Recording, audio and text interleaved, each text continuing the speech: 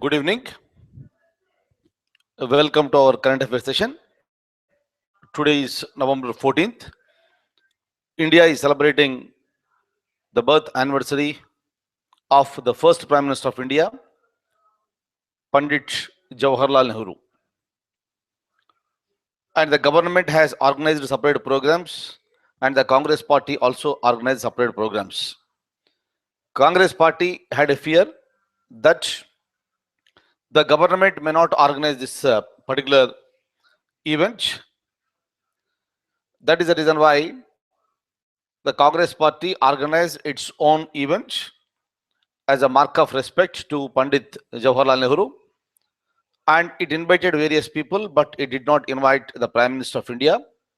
Of course, the Prime Minister is out of country, that's a different issue. But otherwise, one of the greatest person in India during the freedom struggle, the first Prime Minister, continued for a long period of time, starting from 1947 up to 1964 till his death. Fantastic person, but anyway, we remember him today. Now, so apart from this, we also have certain news. I will try to tell you those things.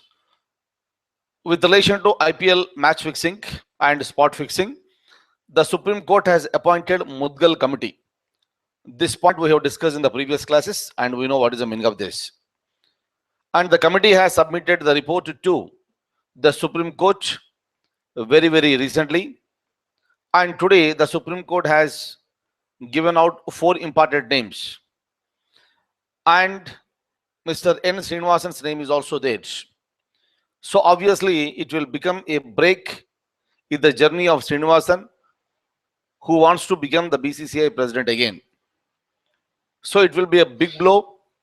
That's a great insult to the Indian cricket, and it's a great insult to the Indians. Some more names are supposed to come out, and some big names that are related to the current players are present, it seems. But anyways, it is under the monitoring of Supreme Court. Right. Now let me open the document. Let me show you some points to you. Look at this. Now, simple one. How many high courts are present in the country? You must be knowing this. One simple question. Answer is D. You can have a look at this. That is 24. Kindly remember one thing. Some new people are there with me. Kindly remember, the number of high courts is not equal to the number of states. That is the reason why 2 or more states are sharing a common high court. That's the reason why the number is 24. Previously, it was 21 only. Last year, we have created 3 more, and the number has become 24 now. So today, that is there in the news. So it is because India is going to have 25th, the 25th High Court very soon. We have seen recently a new state called Telangana has been created. It was a part of Andhra Pradesh. And after the bifurcation, there is a necessity to have another high court with respect to the Andhra Pradesh. So far, whatever the Andhra Pradesh High Court is present here in Hyderabad, that has been called as High Court of Hyderabad, so that it was serving the purpose of both Andhra Pradesh and Telangana regions. Under the Andhra Pradesh State Reorganization Act, one of the provisions in that particular act is that as early as possible, creation of a separate high court for Andhra Pradesh. That is the reason yesterday itself the decks have been moved and the file has been moved, and the Ministry of Law and Justice has given the permission for establishing a new high court. And another high court is going to come up very soon in Hyderabad itself, and that high court will be serving the needs of the Andhra Pradesh state. That is the reason why it is there in the news. At any time, the new high court may be established, and the government is searching for a new building in Hyderabad, and one of the existing buildings will be allocated to Andhra Pradesh High Court. That's the reason why it is there in the news. Okay. Now, again, I'm going to the document here. Kindly have a look at this. Now, I'm going scrolling it down. Right. Look at this. A new high court is going to be set up for Andhra Pradesh. Once it is set up, it will be a probable question in any examination. And the nod was given by the Ministry of Law and Justice. Okay. Right. These are the points. I'm just scrolling it down. So before I'm going further, I would like to just tell one point here. You know what is this? Onlineias.com. So this is a website we have. This is our own website. And through this, we are going to have online IAS classes that are going to be started from December 1st onwards. We were supposed to start in the month of November only, but based on the request that is made by some of the students, the date has been extended. And if any one of you is interested, or if any of your friends are interested, you can make use of this. And yesterday itself, I have uploaded a video that is related to the how to prepare for the civil services examination. It is not just the preparation, but how to achieve the civil services, that is IAS, in one attempt. That was the basic criteria.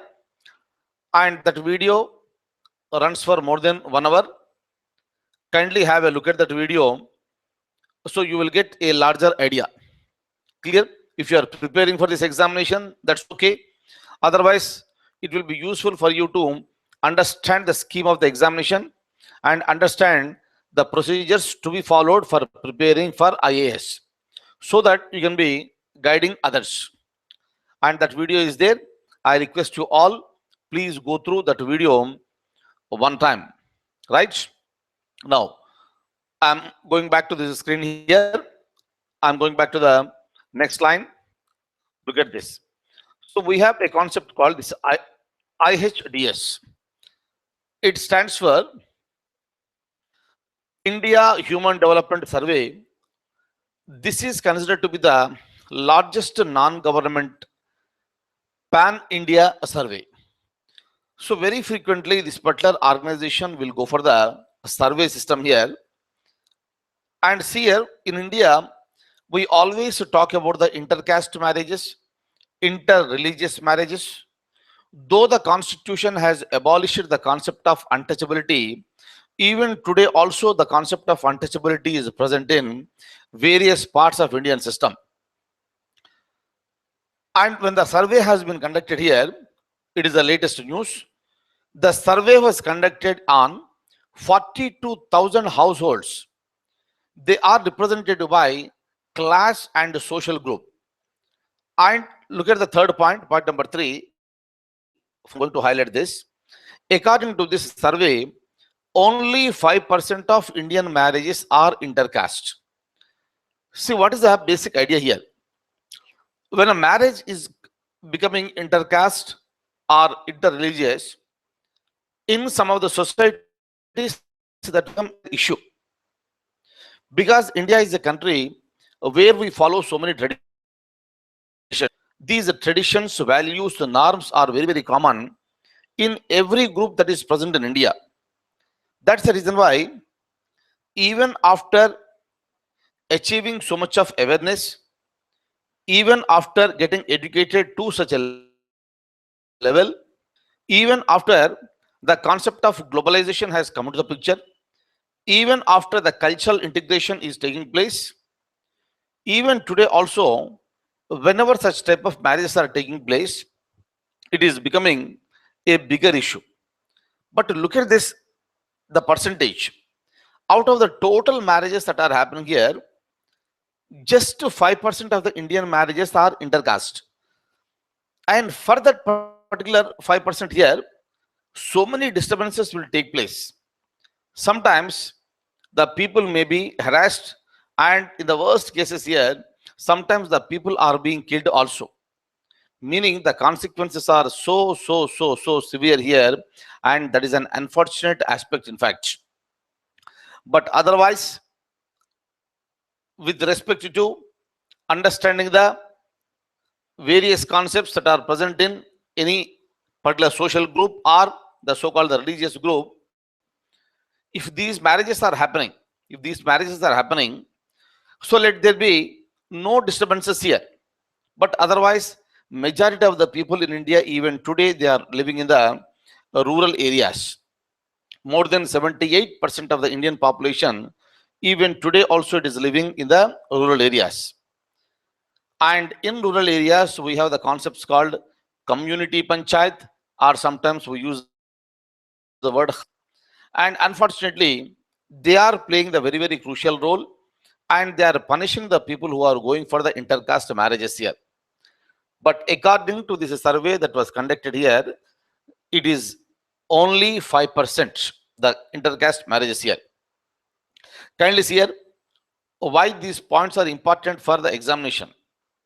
If you look at these points here with respect to IHDS, I don't think these questions will be asked in any objective type of examination. But this information, what I have given you here, that will be useful for writing the descriptive type of answers, especially for the civil services examination. Meaning, I request you to think, what is the concept of this marriage? What types of marriages are happening in India? Why intercaste marriages are even today also not accepted, even after achieving so much of awareness? Kindly think on those lines. And I told you already how to think. Your thinking pattern has to be very reasonable. It should be rational and logical. Then you will come to a conclusion, and that will be a logical conclusion, right? Kindly remember this particular information. Now, so there is 27% of the households, 27% of the households practicing untouchability. Is it not a severe one? But how many cases are coming out? How many cases are coming out? Even today also, the concept of untouchability is still existing in the country, even though it has been abolished by the Constitution from January 26th, 1950. It's a very, very, very, very serious social crime. But even then, it is under practice here. Obviously, India has to develop, the people's ideas must be developed, the thinking pattern and horizon has to be increased. Then only practicing this type of ill practices will be reduced, right?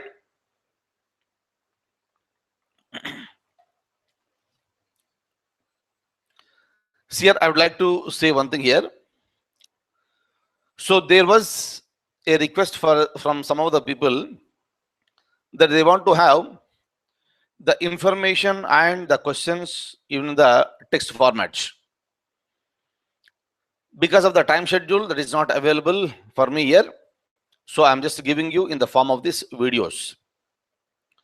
Kindly cooperate with me for this particular month, and if there is any possibility from next month onwards, as we are continuing efforts here, from next month onwards, I'll try to present those documents and I'll be uploading in our site, so you can have a look into that later also. All right? But otherwise, my suggestion is that listening to video is always important, right? And some few points depending on the necessity for your examination, I will be uploading, and they will be available to you on the same website, and you can go through that website, right? Now, again, I'm going back here. Like next one is the cricket. Historical event happened in cricket yesterday, quite amazing, clear. And Rohit Sharma created history. He broke so many records here. He became the first international cricketer to make 2 double hundreds in one-day internationals. It's really a fantastic. After some time, he came back into the Indian team. He opened the batting, and he started the batting in his usual manner, very slowly rather. He picked up very soon, and he reached to the peak. and at the end he blasted every ball, either four, either boundary or sixer. Fantastic play, and India is really proud of this man. And he became the first person to make 250 runs in one day international. But otherwise, the previous highest was 219 by Virendra Sehwag. Right, kindly have a look at these points here. And of course, so one simple question may be asked in the examination, in any examination, in the form of objective type of question. Right, kindly have a look at this. Rohit Sharma blasted 250 runs in ODI. Nobody made 250 runs in one day international match. And when it comes to Rohit Sharma, he made 264 runs and he was out on the last ball. In fact, he made 264 in 173 balls, and he hit 33 boundaries and 9 sixes. Huge. At the end of the play, in fact, so he was really blasting each ball here, and it was really fantastic. And India crossed 400 mark. And if you look at the score of entire Sri Lankan team, the total Sri Lankan team score is not equal to single person's score also. Sometimes it happens. India is in good form today, and we expect that India continues its form till the World Cup is over. The very best to our Indian cricket team. And he also became the first international cricketer to make 2 double hundreds in one day international. Last year itself, he made double hundred. That was against Australia, and he made 209 runs. It happened in the year 2013. The match was held in Bengaluru. And again this year, he made another double hundred, and he became the first international cricketer to make double hundreds. And we hope Rohit Sharma will make some more double hundreds, especially in the World Cup, so that India will be winning the World Cup cricket again. Next one. If you look at the last point here, the previous highest score was by Virendra Sehwag, and he made 219. He broke the earlier record. Rohit Sharma broke the earlier record of 219 by Sehwag, and this happened against West Indies in Indore.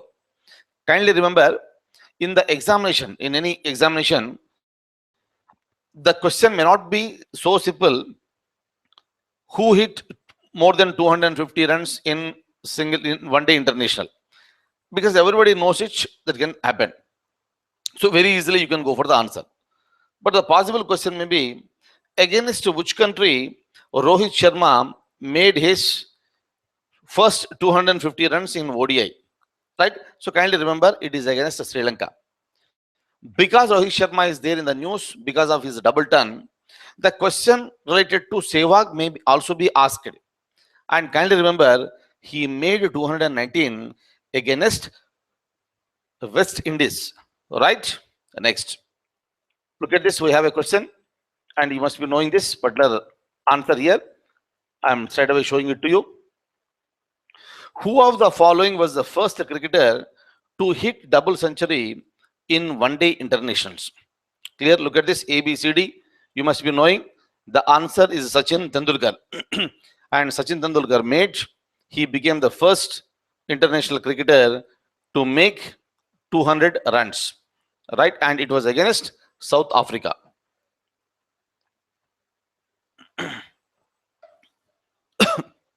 Right. See here, I would like to have a discussion with you for a few moments. Some of the mails what I am getting nowadays is that some of you are asking, which are related to what to read for the examination, what magazines are supposed to be read. Kindly see that if you are reading any one newspaper regularly, that will be enough. Preferably English newspaper, please. And depending on your region, kindly read that one regional newspapers. Apart from this, if you want to read anything, that's up to you. But reading a newspaper is a must. And if there is any possibility, so watch the news, at least for half an hour at any time rather. That is number 2 here. And especially for the people who are preparing for the civil service examination, I suggest you to kindly read 2 magazines here. One is Yojana, second one is Kurukshetra. If there is a possibility, you kindly read it. Otherwise, also no issues. If there are any important issues are there, I'll be updating you. And starting from December 1st onwards, rather from next month onwards, so we'll be changing little bit our pattern of the preparation. Apart from giving you just the facts over here, I will also talk to you something about this analysis. But various issues that are present in the country are various issues that are related to our examination. Each issue is really a larger one. It takes a lot of time for me to elaborate each and every topic, and the entire day may be going away only for that particular topic. That's the reason why I am deliberately restricting my discussion with respect to going in a detailed manner. But otherwise, one is expected to have a detailed information regarding that subject. So starting from December 1st onwards, depending on the intensity and seriousness of that particular issue, I will be elaborating in a very large manner, so that whatever may be the examination, I'll be giving you the facts. I will also talk to you in the form of the analysis, and that will be a new experience to you, so that we are going to have it from December 1st onwards. And periodically, at least once in a week or twice in a week, depending on the situation, I'll keep on giving you certain questions, and I will also try to tell you how to write answers for those questions. Kindly see here, the people who are writing other smaller examinations where you have only objective type of questions, you need not bother. But for the people who are preparing for civil service examination, the current affairs will play a very, very crucial role. Apart from the preliminary examination questions, larger part will be present for you in the main examination, where you are expected to write in a decent and dignified manner, so that the examiner will be forced to give you more marks. So in that manner, let's have the preparation, and let's get up, and I'll see that you will be ready for the examination by next year, where you will be writing the examination successfully. That's the reason in current affairs, when I am talking about this one, most of the times the political issues will come up, maybe at the national level or at the international level. That occupies the larger area, in fact, even in the civil service examination. But otherwise, maybe science and technology, maybe economy, maybe social issues, maybe sports or anything. So many things we are also discussing this. Kindly remember one point very clearly. For any examination, we don't know what is the topic that is important. Every issue that is happening around us is important. If there is no question from the topic, also no issues, we are enhancing our knowledge. We are enhancing our thinking pattern. That is the basic idea with respect to offering these current affairs. And I sincerely hope that everyone who is present with me will be utilizing this opportunity and getting success here. My ultimate aim is that you should make some success, whatever the examination you are writing. Maybe SSC, maybe Group 1, maybe Group 2 or something, or the civil services here. That's the reason why I will talk in a manner where the subjects will be useful for every examination. And at the end of the day, I'll try to focus more on the civil services examination, because you need to put it in the form of writing. So that is the basic idea with respect to these current affairs. And I have some more ideas are also there within my mind. Slowly I'll be implementing it, because whatever I am doing it here with respect to the preparation or setting so many things here, single-handedly I am doing it, and basically I don't like to take the support from anybody else. That's the reason I filter, refilter and refilter, and finally I'll give you this information.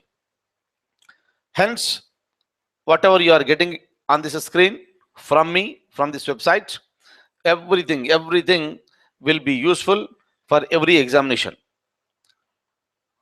And let's gear up the preparation again. And when it comes to the next week, so today is Friday, again we'll be meeting on Monday. Next week, please don't miss the class here. I told you already not to miss the class.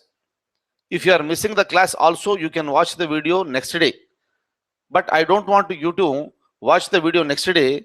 If you are there with me on this particular time, you are utilizing this time properly. Or if you are spending this time somewhere else, meaning you are wasting the time. Every minute is precious, every minute is important. So be with me from Monday to Friday on this time, so that those days issues will be over. That is how you need to prepare. Plus, at the same time, I also request all of you to just go through one newspaper at least. And when it comes to the next week, I am planning to take up international institutions completely. Of course, I'll be touching other important issues also, but my main focus will be there on the international institutions. Once you understand those international institutions, where we are coming across with so many countries, and I told you already, again I am repeating, please keep one world map beside your study table, beside your laptop. Please keep one world map. I'll tell you how to look at that map. That is number one. Number two, once we look at these countries, once we start understanding about the international institutions, later in the next round, I'll be starting about the international relations. Relations of India with the United States of America, with Russia, with China, with Bangladesh, with Pakistan, with Australia. So many countries are there. So many countries are there. And let's try to have a very broader area. And especially for the people who are preparing for the civil service examination, what you call is IR, international relations. And the subject what I am going to talk to you, it will be the real-time questions for you in your coming examination. That is the reason why let's start from the fundamentals and reach to the higher level. Is that okay? So this is how the whole preparation will go up, please. So let's increase our seriousness levels. Let us increase our commitment levels. Raise up to the situation. Leave everything aside. Be with me every day. Let's make it. Our ultimate aim is to get into some service, some good service rather, whatever you are aspiring for. Okay? It is not just coming here and watching this and going away. Is it okay? So very serious people, you are there with me, but sometimes there is a general problem of losing the concentration. Whatever may be the reason here, irrespective of that, kindly have a complete focus, complete attention, and I gave you all the freedoms. If you want to talk to me at any time, you can give me a mail, and hopefully so many people are giving, and hopefully you are receiving my mails also. To the possible extent, I am answering for almost all the mails. So many mails I will receive it. Feel free and try to exploit me, try to use my services and get into the job. Clear? I was telling the same thing in yesterday's current affairs, this IAS seminar also. It is not just preparing for the examination, it is the preparation for the examination to the core. And today also some person was talking to me and she was saying that one of her cousins is writing the main examination, civil services, for the last 3 to 4 years. He was clearing the preliminary examination but never cleared the main examination. Where is the problem? The problem lies in understanding the pattern.